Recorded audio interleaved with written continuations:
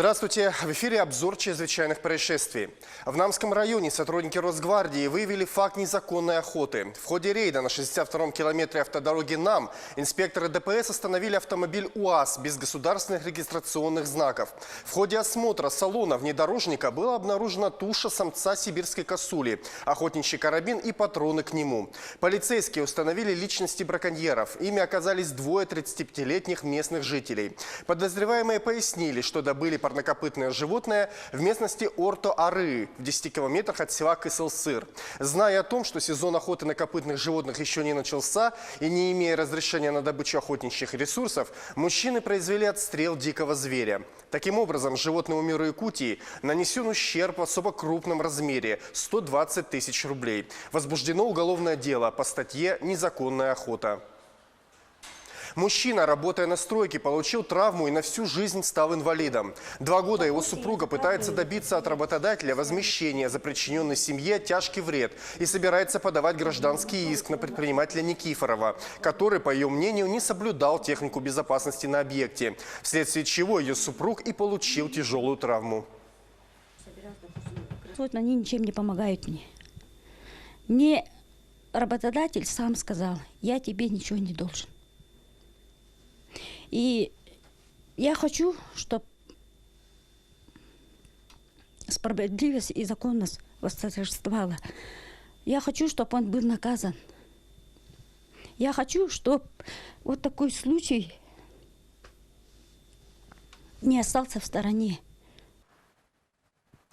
А в Чечне спасли мальчика, который вышел из окна многоэтажки. Необычный инцидент произошел в столице Чечни. Очевидцы засняли его на камеру смартфона. Мальчик вылез из окна и стоял на подставке сплит-системы, держась одной рукой за подоконник.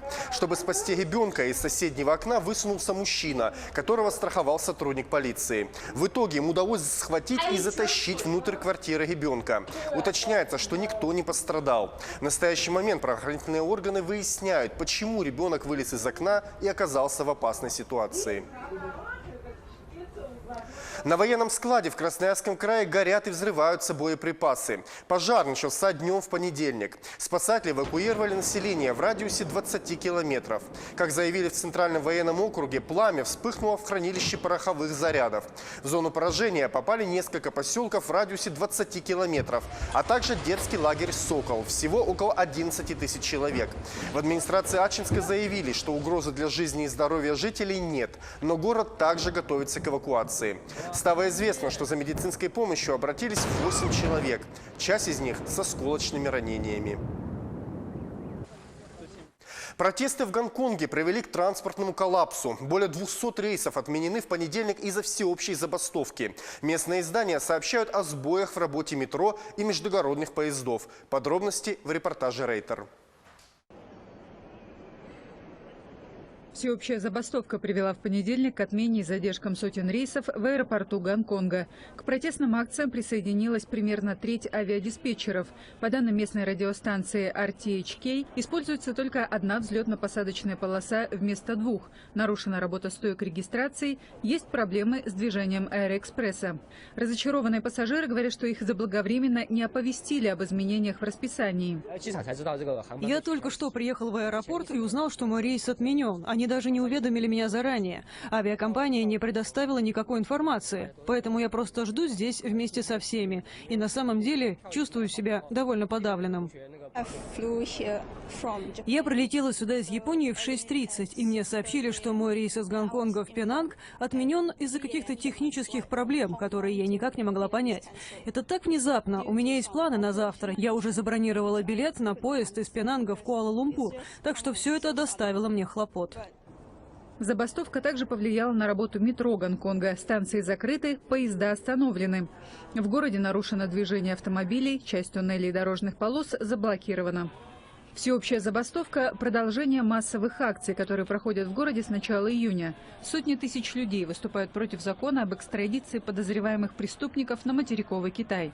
Транспортные проблемы при этом наносят урон туристической отрасли Гонконга. Количество бронирований гостиниц в городе резко сократилось. Все это нанесло удар по экономике региона, который без того испытывает на себе серьезное давление. Только за утро понедельника биржевой индекс Ханг Сенг рухнул почти на 3%. Глава администрации Гонконга Кэрри Лам заявила, что в районе складывается опасная ситуация.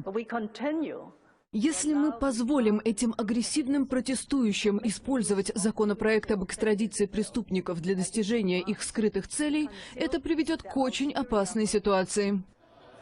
Лам в начале июля объявила о прекращении работы над резонансным законом. Тем не менее, протесты не прекратились. Теперь демонстранты требуют провести расследование действий полиции во время разгона митингов и отставки Лам.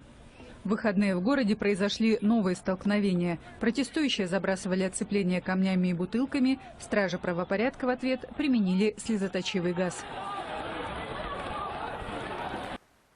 С вами была рубрика «Чрезвычайные происшествия». Берегите себя и до встречи в эфире.